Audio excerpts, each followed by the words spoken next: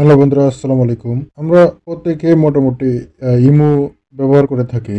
তো আমরা অনেক সময় আমরা আমাদের ইমো অ্যাপসে যদি প্রবেশ করি, সেক্ষেত্রে দেখা যায় যে এই যে সবুজ টিক মার্ক, এই টিক মার্ক দেখে আমরা খুব সহজেই চিনতে পারি এই আইডিগুলো ইমোতে অ্যাক্টিভ আছে। তো আপনারা যারা চাচ্ছেন যে আপনি যখন অনলাইনে অ্যাক্টিভ থাকেন, তো আপনার ইমোতে যে ফ্রেন্ডস আছে বা অথবা বন্ধু বান্ধব যেগুলো আছে, কেউ আপনি অ্যাক্টিভ আছেন কিনা এটা যাতে কেউ বুঝতে না পারে, অর্থাৎ এক কথায় আপনি অনলাইনে অ্যাক্টিভ থাকা সত্ত্বেও যাতে কেউ যাতে বুঝতে না পারে যে আপনি ইমোতে অ্যাক্টিভ আছেন, কিভাবে অফ করে রাখতে পারেন সেই প্রসেসটি আজকে দেখাবো। তো ভিডিও শুরু করার আগে ছোট্ট একটি রিকোয়েস্ট, যারা আমার চ্যানেলটি এখনো সাবস্ক্রাইব করেন নাই তারা চ্যানেলটি সাবস্ক্রাইব করে দিবেন। অলরেডি যারা সাবস্ক্রাইব করেছেন তাদেরকে অসংখ্য ধন্যবাদ। ভিডিওটি ভালো লাগলে অবশ্যই একটি লাইক করে দিবেন। তো বেশি দেরি করবো না, চলুন ভিডিও শুরু করা যাক। তো সে কাজটি করার জন্য আপনারা চলে যাবেন আপনাদের ইমো অ্যাপসে। আপনারা আপনার ইমো অ্যাপসে খুঁজে বের করে নিয়ে ইমো অ্যাপসে প্রবেশ করবেন। প্রবেশ করা হলে আপনারা এখানে দেখতে পাচ্ছেন যে প্লাস আইকন,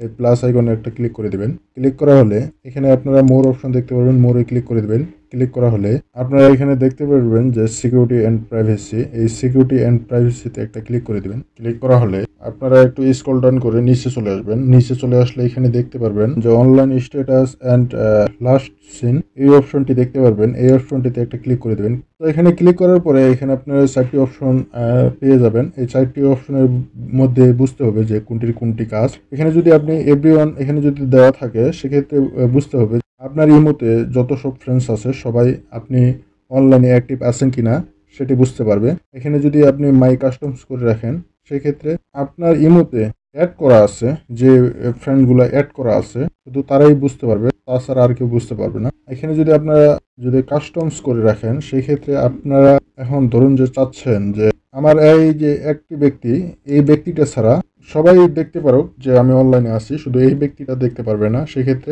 এখানে আপনি এখানে একটা দুইটা ধরেন যে আমি দুইটা সিলেক্ট করে দিলাম। এখানে যদি ডান করে দেন, শুধু তারা দুইজন ছাড়া সবাই দেখতে পারবে যে আমি অনলাইনে অ্যাক্টিভ আছেন কিনা।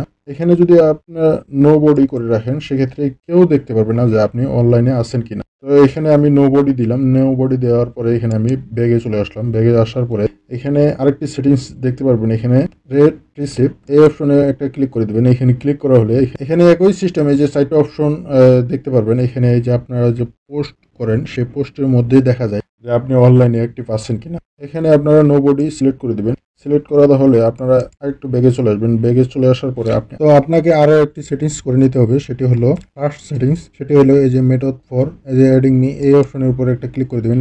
ক্লিক করার পরে আপনার কাছে এই ইন্টারফেসটি শো করবে। আপনারা এখানে নিচে দেখতে পারবেন যে এখানে রিসেন্ট ভিজিটর, এই অপশনটি আপনার কাছে অন দেখাবে, সেটি অফ করে দিতে হবে। অফ করে দিলে আপনারা এখন যদি ইমোতে রাত দিন 24 ঘন্টা যদি অনলাইনে অ্যাক্টিভ থাকেন, কেউ বুঝতে পারবে না যে আপনি ইমোতে অ্যাক্টিভ আছেন। তো ভিডিওটি কেমন লাগলো কমেন্ট বক্সে অবশ্যই জানিয়ে দিবেন। এই ছিল ভিডিও এখানে শেষ করতেছি। দেখা হবে পরবর্তী ভিডিওতে। আল্লাহ হাফেজ।